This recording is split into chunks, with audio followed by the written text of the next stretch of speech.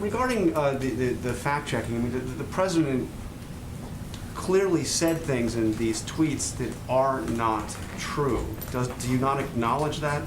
No, I don't acknowledge that. He said, for instance, that the governor of California is sending out ballots to millions of people, anyone living in the state, no matter who they are or how they got there. That is not true. California is sending out absentee ballots to registered voters, not to anybody. Yeah, that's just not true. So let me address this in detail on the issue of ballots. And I'm going to lay out some of the president's concerns, and in that I will get to the California example.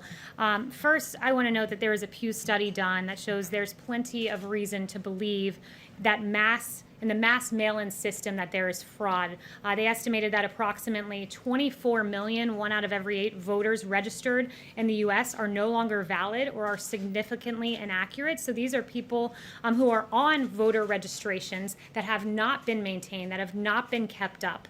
More than 1.8 million have been deceased, they estimated. And then when you look and drill down into some of the examples that we've seen in states, Nevada I read about this last week, and it just really struck me as a perfect example of what the president is concerned about with mail-in ballots and the fraud that can be inherent in that. There were ballots, because Nevada mass mailed them out to voter rolls, that were piling up in apartment complexes, outside of apartment complexes in Las Vegas, sitting around in trash cans. This is how we're protecting ballots. It's extraordinary. Postal workers, one 36-year veteran carrier said she's never seen anything like these influx of absentee ballots. All of the people had moved or died when she set out to deliver on her first delivery route, and this happened just recently. You can go read the articles from last week. She found 65 ballots of people who had moved or died on her second carry, 100, and then as the week progressed, thousands just sitting in crates. I mean, this is extraordinary. This is not how we should be protecting U.S. ballots. In South Carolina, the Democrats sued to force a rush transfer of mail-in voting, and this happened again recently. I think it was last week. And mail-in ballots for South Carolina turned up in Maryland. There's another example of 700 suspicious mail-in ballots in Dallas, and an individual charged with second-degree felony illegal voting, and he's accused of visiting a woman in April to collect her blank absentee ballot, filling it out and forging her signature. I mean, this is extraordinary. And then you go on, there's a New Jersey example of over 3,000 ballots that were seemingly set aside. And going to California, you mentioned, California is one of those states that's notorious for ballot harvesting.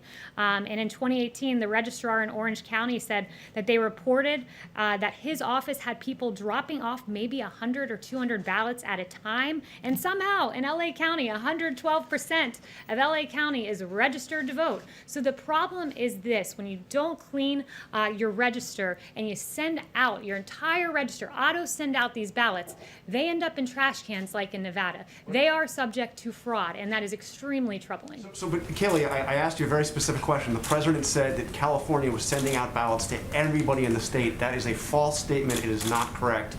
Will the president correct that, acknowledge that what he said is simply not true? There is an executive order that was put into place recently by Gavin Newsom that would auto-send to voter rolls, and that would lead to what the president was suggesting.